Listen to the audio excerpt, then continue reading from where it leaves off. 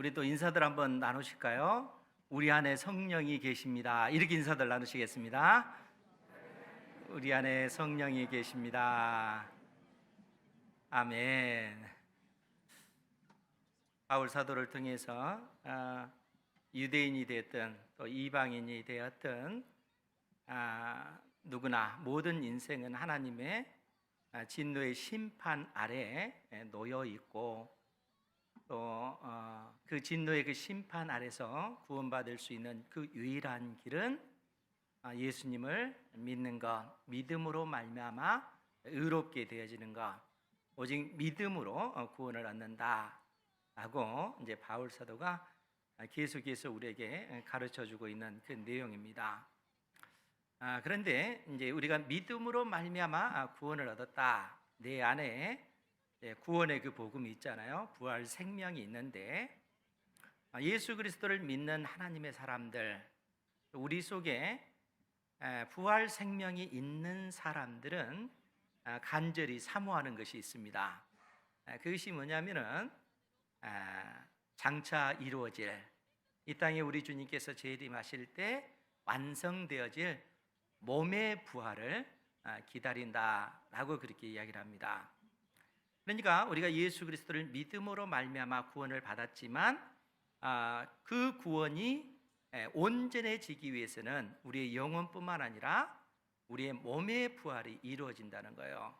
그래서 바울 사도는 그 몸의 그 부활을 소망하면서 이 소망이 우리를 부끄럽게 하지 아니할 것이다 라고 그렇게 얘기합니다. 그 말은 우리가 반드시 몸의 부활을 이룰 것이다 라는 얘기예요. 그런데 이제 여기서 우리가 좀 생각해 봐야 될 것이 있어요. 우리가 예수 그리스도를 믿음으로 말미암아 구원을 받았다 이렇게 우리가 선언하고 있는데 구원받은 우리가 진짜로 몸의 부활을 입을 것인가? 장차 이 땅에 주님께서 재림하실 때 내가 반드시 몸의 부활을 입게 될 것인가? 라는 그런 생각이에요. 여러분들은 어떠세요? 몸의 부활을 온전히 입을 수 있겠어요? 무엇으로 그것을 보증할 수가 있겠습니까? 바울 사도가 우리에게 던지는 그 질문이에요. 우리가 믿음으로 말미암아 구원을 얻었고 장차 몸의 그 부활을 입게 될 텐데 이것을 보증하는 것이 무엇인가? 라고 했을 때 성령께서 보증이 되어 주신다는 거예요. 우리가 예수 그리스도를 믿었을 때 하나님께서 우리를 의롭다 하시고 보증으로 우리에게 진리의 성령을 보내주셨습니다.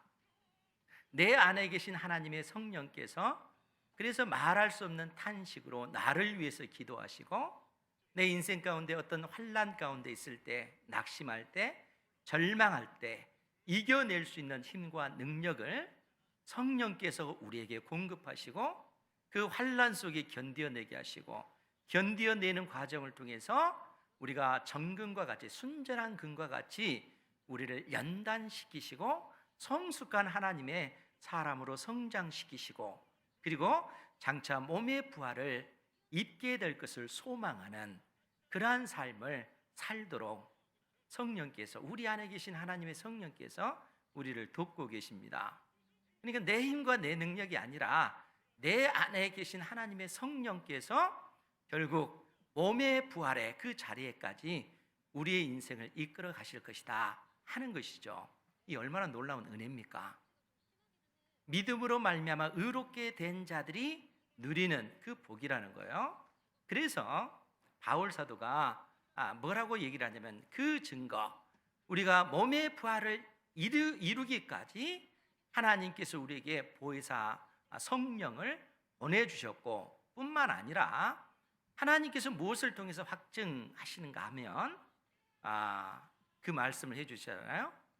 의인을 위하여 죽는 자가 쉽지 않고 그렇잖아요.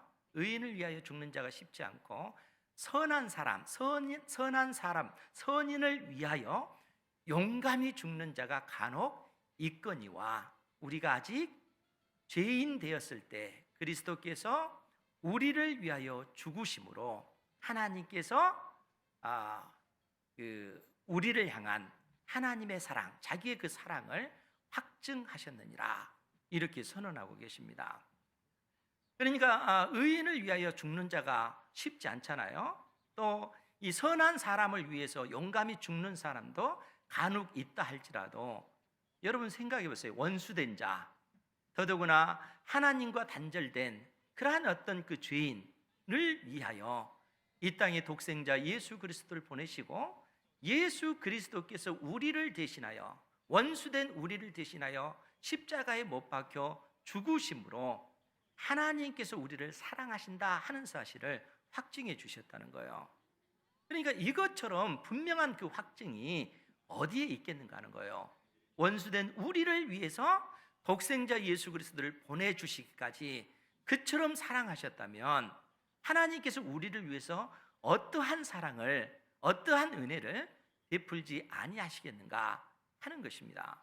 바울 사도가 계속해서 우리에게 증언해 주는 그 증언의 그 내용이라는 거예요. 우리가 하나님의 그 크신 그 사랑을 입고 살아간다 하는 것입니다.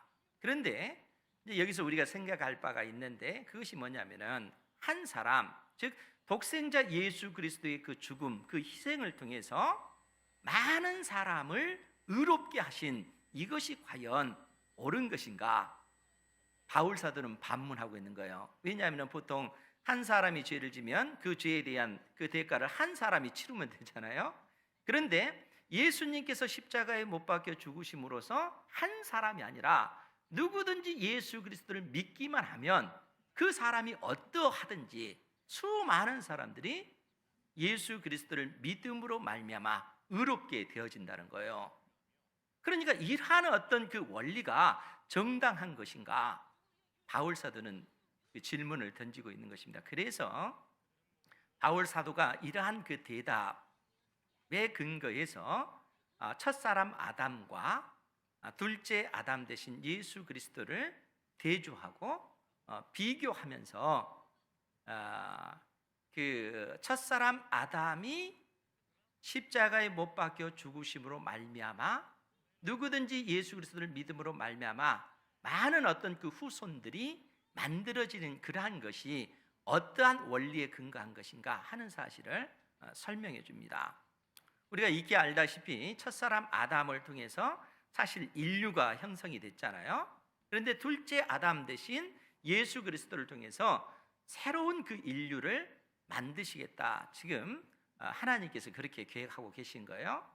그래서 바울 사도가 그 사실을 증언해 줍니다. 오늘 12절 말씀부터 그 내용들인데 12절 말씀을 보면 그러므로 한 사람으로 말미암아, 여기서 이제 한 사람은 첫사람 아담을 의미하겠죠. 첫사람 아담으로 말미암아 죄가 세상에 들어오고 죄로 말미암아 사망이 들어왔나니 이와 같이 모든 사람이 죄를 지었으므로 사망이 모든 사람에게 이르렀느니라. 사실 우리는 죽음이라고 하는 것, 사망이라고 하는 것, 모든 사람들이 다 죽음을 경험하기 때문에 우리는 그 죽음의 문제에 대해서 당연하게 그렇게 생각을 했잖아요. 그런데 하나님께서는 그 죽음, 사망의 문제는 당연한 것이 아니다 라고 얘기하는 거예요. 이 사망이라고 하는 것이 이 세상 가운데 들어오게 된 그 계기가 첫사람 아담이 하나님 앞에 범죄하였고 그로 인해서 죄가 이 세상에 들어왔고 이 죄로 인해서 사망이 모든 그 인생들을 주장하는 모든 인생들 가운데 왕노릇하는 이러한 어떤 일들이 벌어지게 되었다는 거예요. 그래서 사망 권세 아래 모든 인생들이 놓여지게 됐다는 겁니다. 그러니까 생명이 있는 그 생명체는 죽지 않는 것이 없죠. 생명체는 전부 다 죽을 수밖에 없는 거예요. 그것이 첫사람 아담이 하나님 앞에 범죄함으로 죄가 세상에 들어왔고 이 죄로 인해서 사망이 왕노릇하는 그러한 모습을 보여주고 있다는 거예요.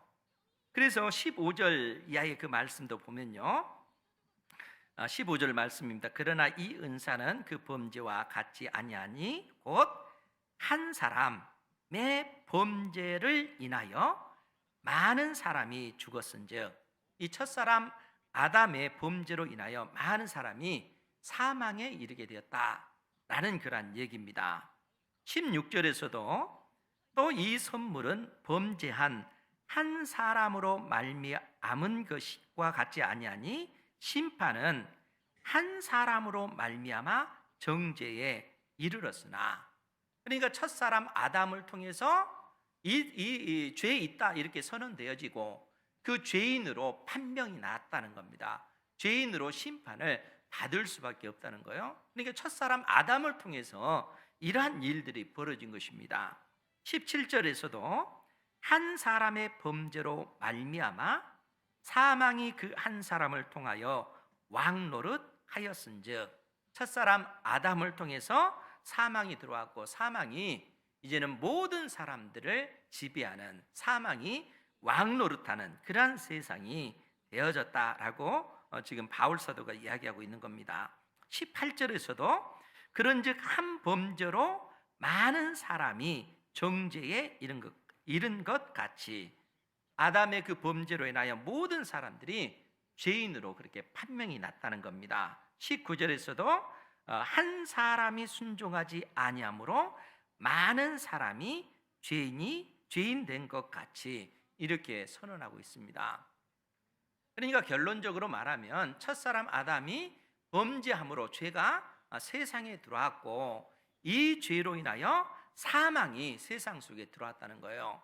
그런데 12절 중반절에 보면 이와 같이 모든 사람이 죄를 지었으므로 사망이 모든 사람에게 이르렀다 해서, 그래서 온 세상이 사망으로 인하여, 즉 사망이 왕노릇하는 그러한 세상이 되었다라고 지금 바울 사도가 증언하고 있는 것입니다.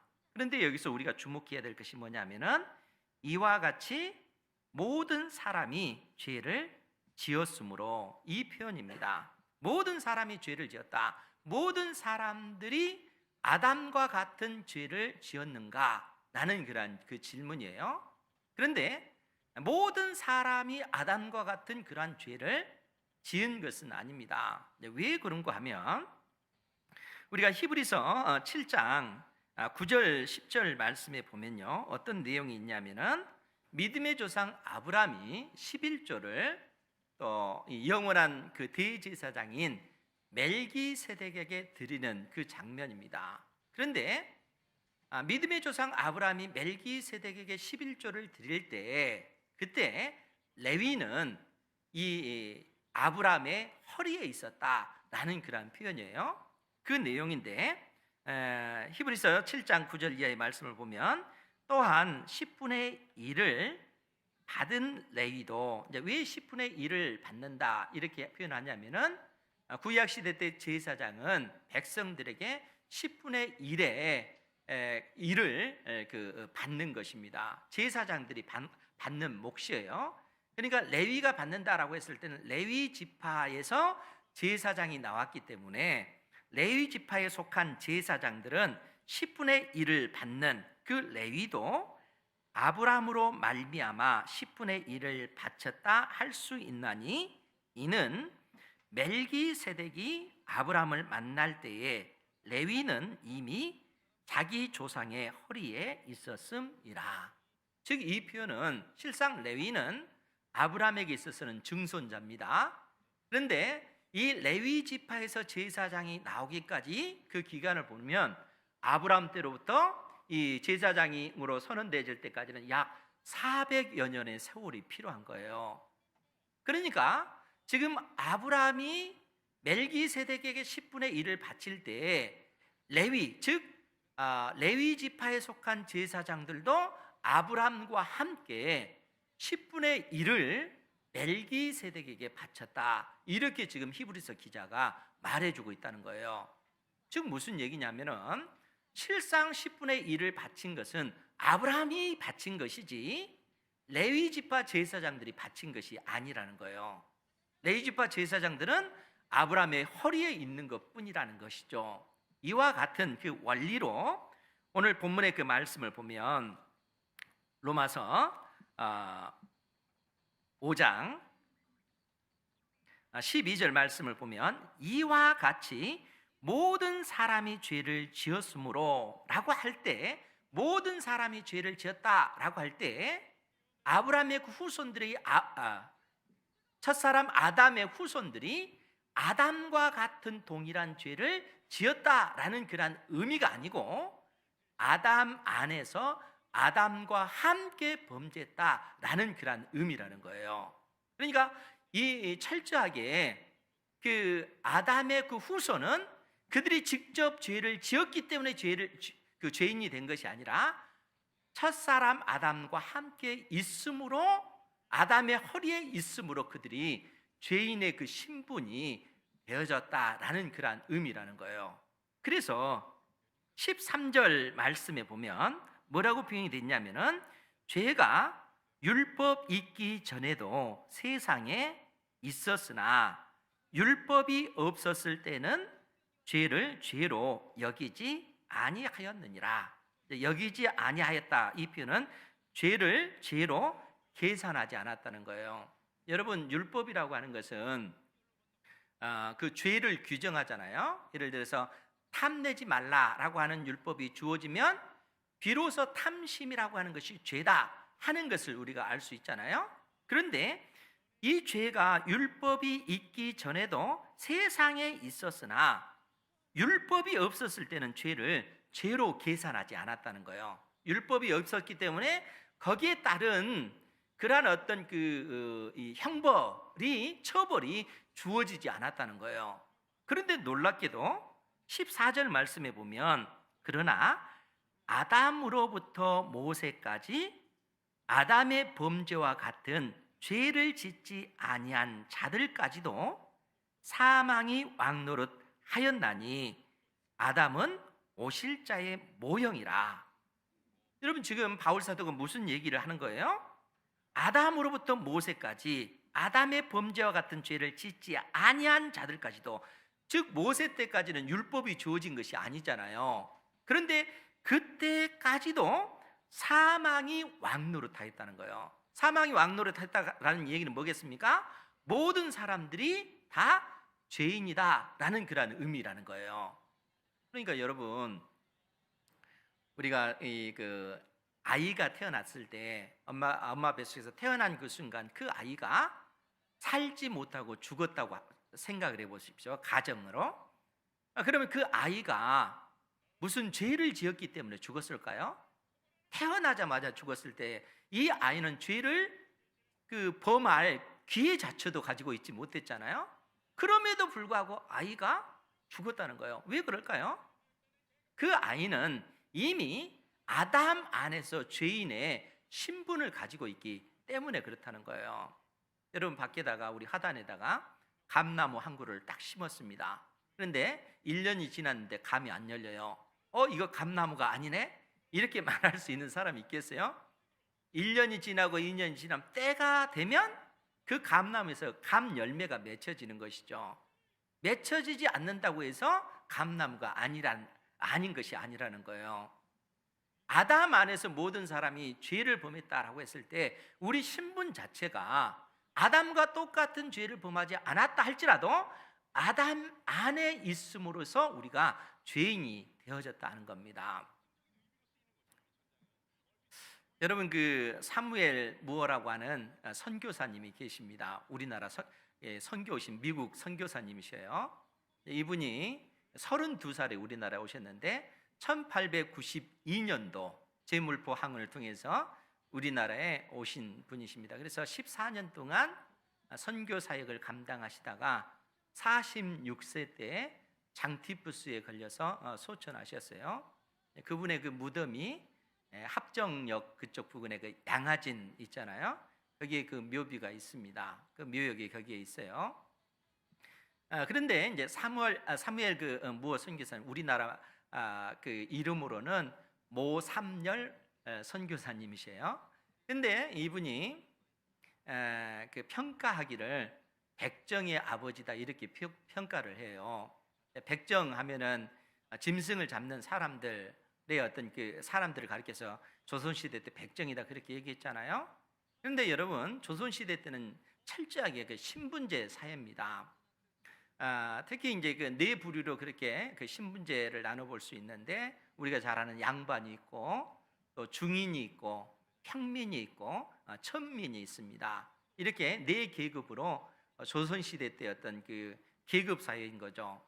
그런데 네 번째 계열인 이 천민 역시 이 누가 이 천민에 속한가라고 했을 때 적어도 여덟 부류의 사람들이 이 천민에 속해요. 그 천민들이 여러분들을 유추할 수 있을 거예요. 노비도 이 천민에 속하고요. 무당, 또 상여 매는 사람들, 승려도 여기에 속하고, 또 기생도 여기에 속하고, 대장장이 있잖아요. 이런 사람들도 여기에 속하고, 또 무엇보다도 백정 역시 이 천민에 속합니다. 그런데 천민 중에 천민이 누군가라고 했을 때 백정이라는 거예요. 백정들은 사람 취급도 하지 않았습니다. 그러니까 백정들은 상투를 틀 수도 없고요. 이제 상투를 튼다는 것은 어른 대접을 받는다는 것인데, 백정은 상투를 틀 수도 없고 심지어 이름도 없습니다. 성만 있어요. 성만. 그리고 어린 도령이 맞은편에서 오면 백정은 그 허리를 숙이고 눈을 아래로 향하고 길로 비켜서 그 어린 도령이 지나간 다음에 지나가는, 그만큼 이 백정이라고 하는 것은 사람으로서 인정받지 못하는 그런 시기입니다. 이러할 때 이 선교사님이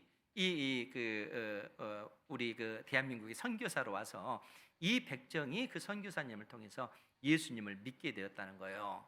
그리고 우리가 익히 알듯이 1894년도에 갑오 개혁이 일어났습니다. 이 갑오 개혁을 통해서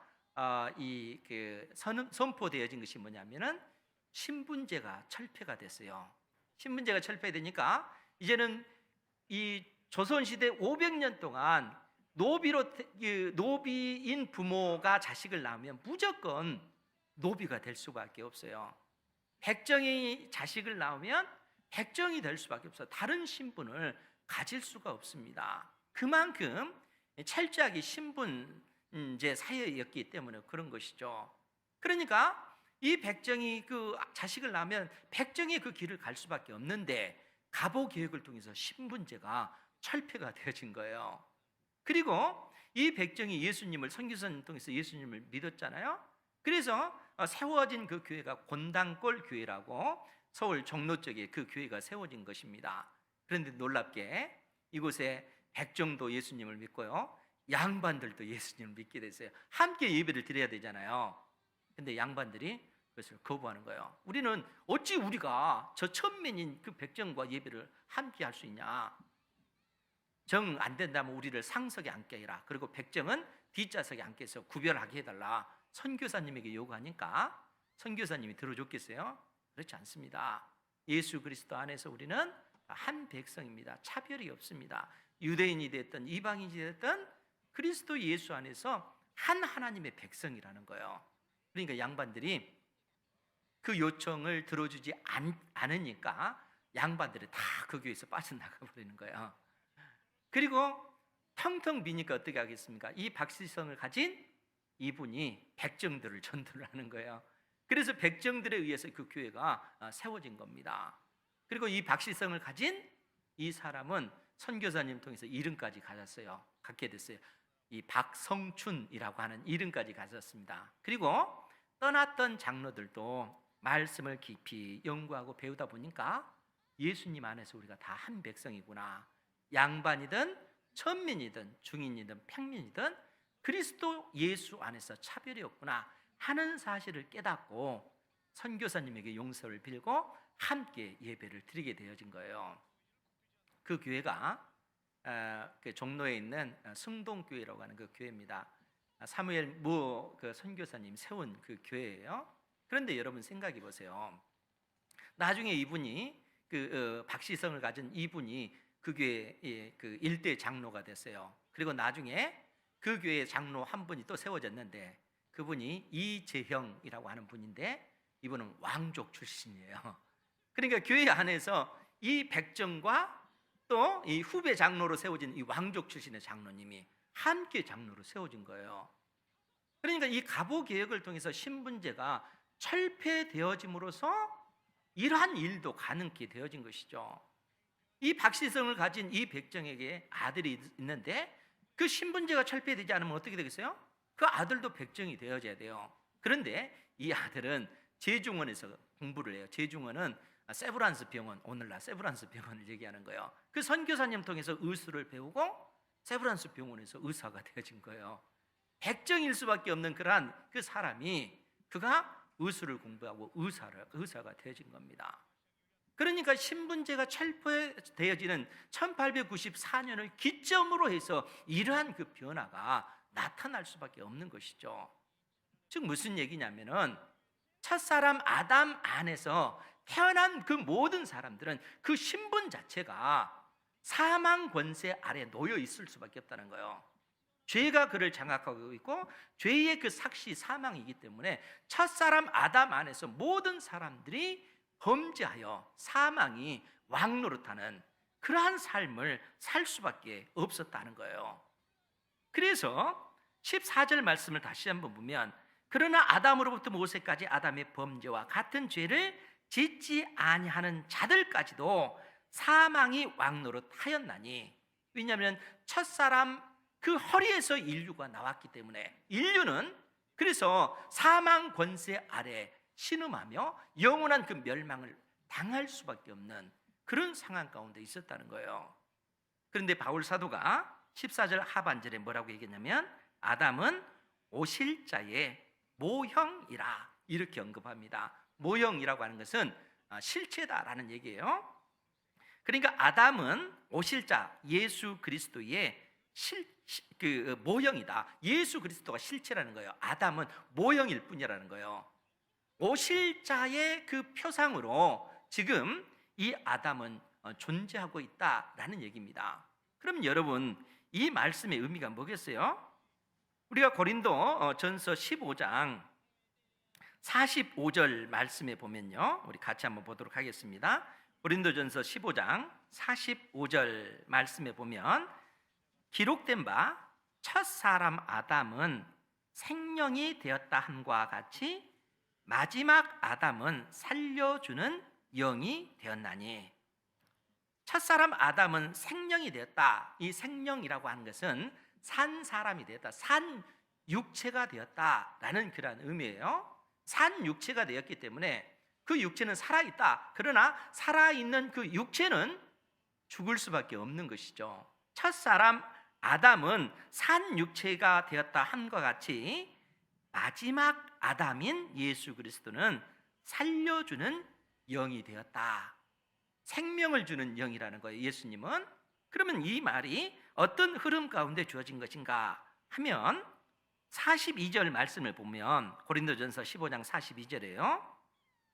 죽은 자의 부활도 그와 같으니 썩을 것으로 심고 썩지 아니할 것으로 다시 살아나며, 여기서 이제 죽을 자의 부활에 관해서 말하면서 썩을 것은 썩어질 우리의 그 육체를 얘기하는 거예요. 그리고 썩어질 것으로 심고 썩지 아니할 부활의 그 몸으로 다시 살아나며, 욕된 것, 즉 썩을 몸으로 심고 영광스러운 것, 썩지 아니하는 몸으로 다시 살아나며, 약한 것, 썩어질 이 몸으로 심고 썩지 아니할 강한 것으로 다시 살아나며, 육의 몸, 썩어질 육의 몸으로 심고 썩지 아니할 신령한 몸으로 다시 살아나나니, 육의 몸이 있은즉 또 영의 몸도 있느니라. 그러니까 이 첫사람 아담이 산 육체가 있다라고 하는 것은 그 육의 몸이 있기 때문에 또 영의 몸이 있다는 거예요. 그러니까 첫사람 아담이 범죄함으로 인해서 사망이 왕노릇한다라고 했을 때 그 신분에서 벗어날, 죄인의 그 신분에서 벗어날 수 있는 그 유일한 길은 우리가 죽을 수밖에 없는 거예요. 사망만이 그 죄의 신분에서 벗어나게 되어지는 거예요. 그런데 첫사람 아담이 범죄했기 때문에 죄의 그 대가가 사망이기 때문에 이 사망은 영원한 그런 사망을 의미하고 있다는 거예요. 그런데 둘째 아담 대신 예수는 살려주는 영이라는 거예요. 여러분, 살려주는 영이라는 말이 무슨 의미겠어요? 여러분, 복음이 무엇입니까? 바울 사도는 복음에 관해서 로마서 1장 4절을 통해서 명확하게 우리에게 말씀해 주시기를 성결의 영으로는, 즉 성령의 능력으로는 죽은 자들 가운데서 부활하사 능력으로 하나님의 아들로 선포되셨으니 곧 우리 주 예수 그리스도시니라. 성령의 능력으로 죽은 자들 가운데서 부활하여, 죽은 자들 가운데서 부활하여 능력으로 하나님의 아들로 선포되셨다는 거예요. 그러니까 예수 그리스도 안에 있으면 우리는 부활의 그 능력을 갖는 거예요. 왜냐하면 여러분들이 이미 우리는 죄인으로 판명된 존재들이잖아요. 그런데 이 죄인으로 판명된 우리 때문에 예수님께서 십자가에 못 박혀 죽으신 것입니다. 그러니까 우리가 예수 그리스도 안에서 예수 그리스도의 허리에 있으므로 예수 그리스도께서 십자가에 못 박혀 죽으실 때 우리도 이미 그 죽음을 경험한 거예요. 그러니까 죄인의 그 신분에서 그 사망 권세로 인하여 우리는 하나님의 진노의 그 형벌을 우리 주님과 함께 받음으로 십자가에 못 박혀 죽었고, 우리 주님께서 그 죽음의 권세를 깨뜨리시고 부활하셨을 때 우리 역시 부활 생명을 가진 존재로서 예수님과 함께 부활 생명을 갖게 되어졌다는 거예요. 그것이 둘째 아담, 마지막 아담 되신 예수 그리스도 안에서 우리가 누리는 그 복이라는 거예요. 그래서 바울 사도가 고린도전서 15장 말씀을 통해서 계속해서 볼게요.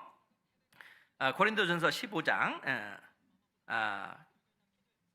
45절부터 다시 볼게요. 기록된 바 첫사람 아담은 생명이 되었다 함과 같이 마지막 아담은 살려주는 영이 되었나니, 그러나 먼저는 신령한 사람이 아니요, 부활의 그 사람이 아니요 육의 사람이요 그 다음에 신령한 사람이니라. 첫 사람은 땅에서 났으니 흙에 속한 자이거니와 둘째 사람은 하늘에서 나셨느니라. 무릇 흙에 속한 자들은 저 흙에 속한 자와 같고 무릇 하늘에 속한 자들은 저 하늘에 속한 이와 같으니 우리가 흙에 속한 자의 형상을 입은 것 같이 또한 하늘에 속한 이의 형상을 입으리라.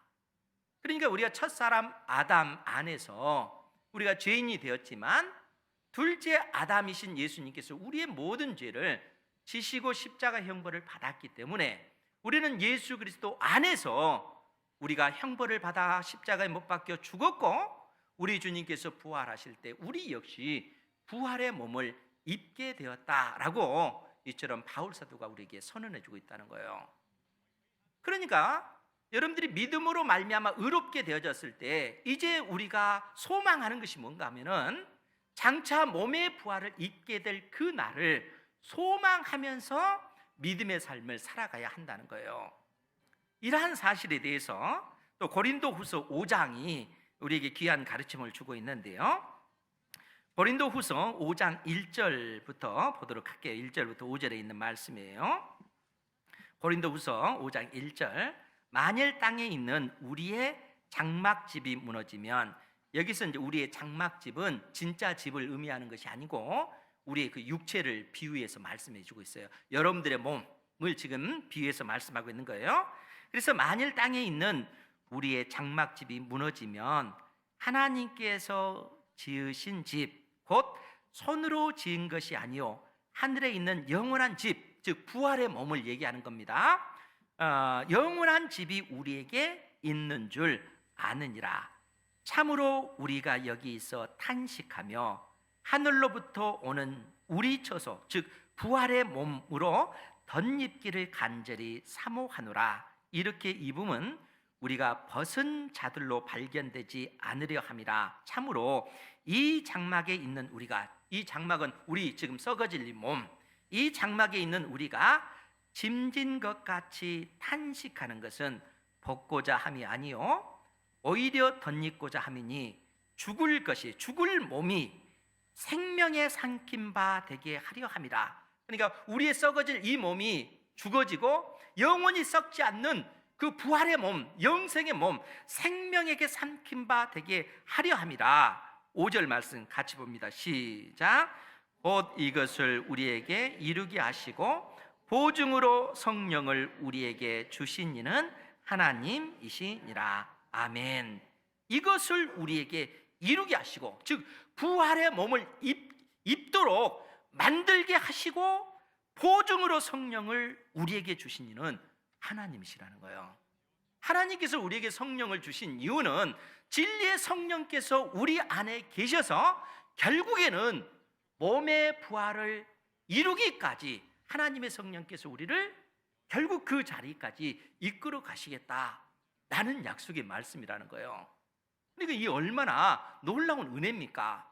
그래서 바울 사도가 오늘 본문의 말씀을 통해서 로마서 5장 20절 21절 말씀을 통해서 뭐라고 얘기를 하냐면, 율법이 들어온 것은 범죄를 더하게 하려 함이라. 즉 율법은 죄를 규정하는 거라고 했잖아요.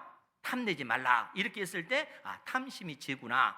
탐내지 말라고 하는 이 계명 때문에 탐심이 죄라는 것이 드러나게 된 거예요.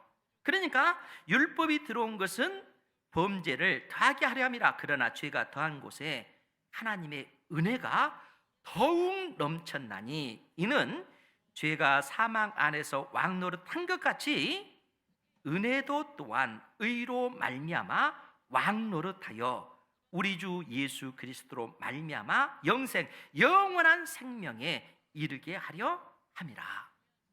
여러분, 죄가 사망으로 인해서 왕노릇하잖아요. 모든 인생들이 사망, 죽잖아요. 그러니까 죄가 사망을 통해서 왕노릇하는 거예요. 모든 그 첫사람 아담의 그 후손들은, 인류는 이 사망 권세가 왕노릇하는, 그래서 이 사망 권세 아래 신음하며 절망하며 영원히 멸망당할 수밖에 없는 것이 첫사람 아담 아래 있는 그 모든 인생들의 그 모습이라는 거예요. 그런데 예수 그리스도를 믿음으로 말미암아 의롭게 된 우리는 은혜가 왕노릇하는 거예요. 하나님의 은혜가 우리를 의롭다 하시고 의롭게 된 우리 안에 하나님의 성령께서 거하셔서 끊임없이 우리를 위해서 말할 수 없는 탄식으로 우리를 위해서 기도하셔요. 왜냐하면 우리가 나아갈 바를 알지 못하기 때문에, 또한 우리가 인생을 살아가면서 어떤 그 고난을 겪을 때, 그 고난으로 인해서 절망할 때 내 안에 계신 성령께서 우리로 하여금 그 고난을, 그 환난을 견뎌낼 수 있는 힘과 능력을 하나님의 성령께서 우리에게 공급해 주시는 거예요. 인내하도록 도우시는 것입니다. 인내하는 과정을 통해서 우리를 순전한 그 금과 같은 그러한 존재로 성숙시키시고, 성숙시키신 우리를 통해서 끊임없이 몸의 부활을 소망하는 그러한 그 삶을 살아가도록 성령께서 우리를 돕고 계세요. 그러니까 하나님의 그 엄청난 이 사랑과 그 은혜가 우리에게 있는 것입니다. 예수 그리스도를 믿는 사람들은 그래서 하나님과 화평의 관계가 이루어질 뿐만 아니라 하나님의 은혜의 영역 안에 우리가 들어와 있는 거예요. 언제든지 우리는 은혜의 보좌 앞에 담대히 나가서 우리의 그 삶의 형편과 처지를 하나님 앞에 아뢰일 뿐만 아니라 하나님의 그 무한한 그 은혜, 그 풍성한 그 은혜를 경험할 수 있도록 하나님의 성령께서 우리를 돕고 계시다는 거예요. 예수 그리스도를 믿는 여러분들을 결국 몸의 부활의 자리까지 하나님의 성령께서 이끌어 가신다는 거예요. 성령이 이 사실을 보증해 주셔요. 하나님께서 성령을 보내셔서 하나님의 그 풍성한 사랑을 이처럼 보여주고 있다는 거예요. 그렇기 때문에 우리가 이 땅에 살아가면서 무엇이 두려울 것이 있겠어요? 질병이 우리를 무너뜨릴 수 있겠어요? 가난이 우리를 망하게 만들 수 있겠어요? 그러한 것들이 우리의 두려움이 될 수 없다는 거예요. 왜? 하나님의 그 은혜가 왕노릇하고 있기 때문에, 하나님의 택한 자녀에게는 하나님의 은혜가 주어지기 때문에, 은혜로 우리가 살아가기 때문에, 우리 안에 계신 하나님의 성령께서 우리를 이끌어 가시기 때문에 이 세상에 그 어떠한 것도 우리를 두렵게 만들 수가 없다는 거예요. 그래서 바울 사도가 로마서 8장 35절 이하에 뭐라고 얘기를 합니까? 그 부분을 보도록 하겠습니다. 로마서 8장 35절, 누가 우리를 그리스도의 사랑에서 끊으리요? 환난이나 곤고나 박해나 기근이나 적신이나 위험이나 칼이라. 이러한 것들이 우리를 위협할 수 있겠어요? 하나님의 사랑이 물부터 부어지는데 하나님의 그 은혜가 왕노릇하는데 이러한 것이 우리를 망하게 할 수가 없다는 거예요. 그래서 기록된 바 우리가 종일 주를 위하여 죽임을 당하게 되며 도살당할 양같이 여김을 받았나이다 함과 같으니라. 그러나 이 모든 일에 우리를 사랑하시는 이로 말미암아 우리가 넉넉히 이기느니라. 은혜가 왕노릇하기 때문에 그렇습니다. 하나님의 성령께서 영원토록 우리를 떠나지 아니하시기 때문에 그렇다는 거예요. 하나님의 성령께서 결국 우리를 부활의 그 자리에까지 이끌 뿐만 아니라 그 이후에 영원한 하나님의 나라를 상속받는 상속자로 성령께서 우리를 보증하고 계시다는 거예요. 그러니까 이 세상에 그 어떠한 것도 하나님의 택한 자녀들을 위협할 수가 없는 것입니다. 그래서 바울 사도가 38절 이하에 내가 확신하노니 사망이나 생명이나 천사들이나 권세자들이나 현재일이나 장래일이나 능력이나 높음이나 기쁨이나 다른 어떤 피조물이라도 우리를 우리 주 그리스도 예수 안에 있는 하나님의 사랑에서 끊을 수 없으리라.